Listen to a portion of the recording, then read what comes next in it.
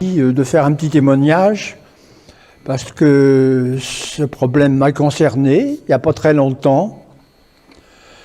Donc moi j'ai été ordonné, entre guillemets, en 1995 par Monseigneur Madec, un breton, qui était à ce moment-là évêque de Fréjus-Toulon.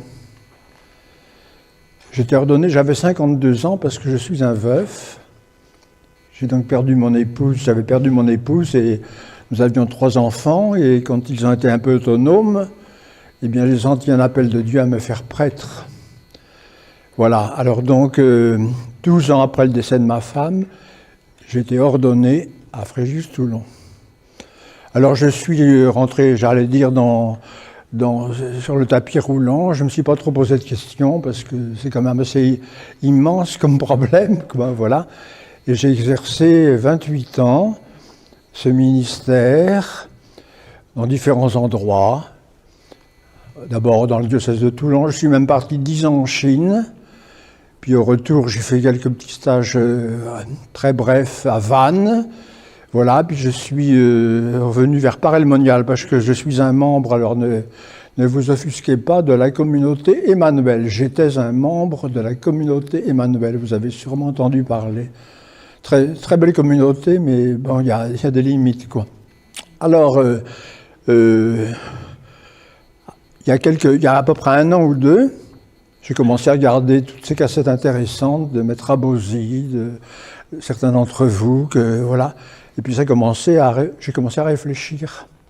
Parce que ce qui manque un petit peu dans ces communautés, il y a de très belles choses, pieuses, mais il manque le magistère. Il manque la vérité. Enfin, je m'en aperçois en ce moment. Pourtant, je n'étais pas tout à fait bête parce que j'avais été prof de philo, j'avais toujours été soucieux de la doctrine, mais enfin, il y avait une impasse totale sur le magistère de l'Église, vous voyez, surtout au 19e, et au début du 20e. Quoi, enfin.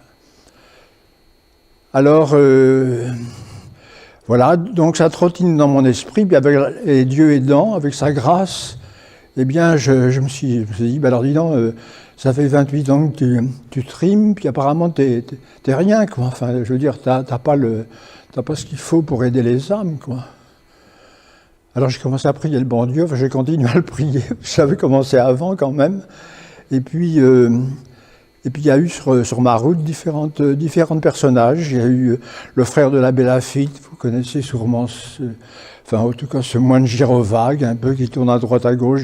J'ai appris son existence en allant à la fraternité Saint-Pilice à Paray-le-Monial, une petite chapelle, parce que je suis rentré chez les traditionalistes quand j'ai vu notre ami François leur faisait des persécutions.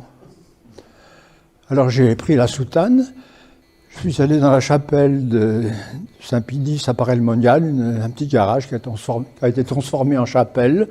Je me suis mis au fond parce que je connaissais la tradition dans ma jeunesse, au début de notre mariage, bien sûr, mais enfin, il y avait des années qui étaient passées. Alors voilà, puis par un contact providentiel, une personne de l'assistance m'a parlé de ce frère. Voilà.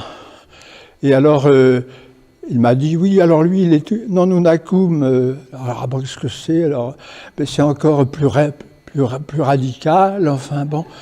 Alors, bon, je savais qu'il y avait des nuances, quoi.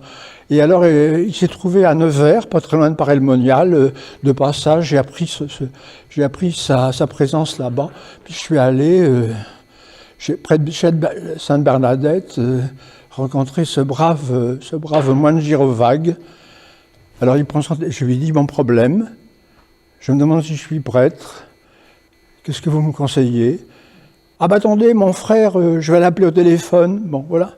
Alors il sort son portable, il appelle son frère, il explique un petit peu, il y a un prêtre là, conciliaire, qui se pose des questions. Ah, répond le frère, donc le père Jean-Luc, l'abbé Jean-Luc, Laffitte. Ben moi je connais bien Monseigneur Williamson. J'étais à la fraternité de Saint-Pilice avec lui, on est de très bons amis.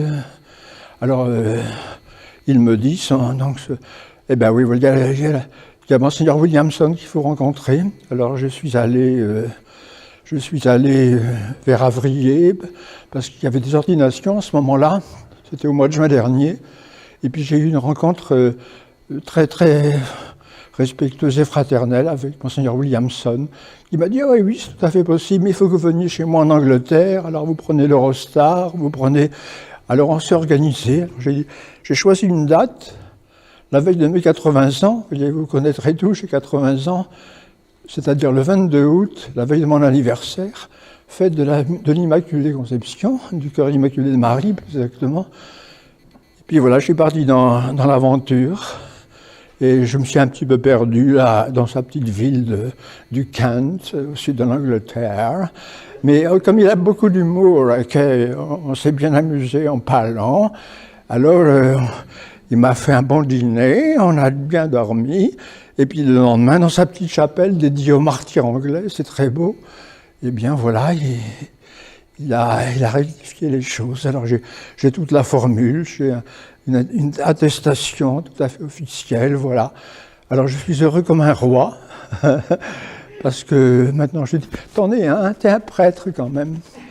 Et puis je me raconte que mon épouse, là-bas du haut du ciel, qui était pas pour rien dans ma vocation, c'est quand même assez étrange.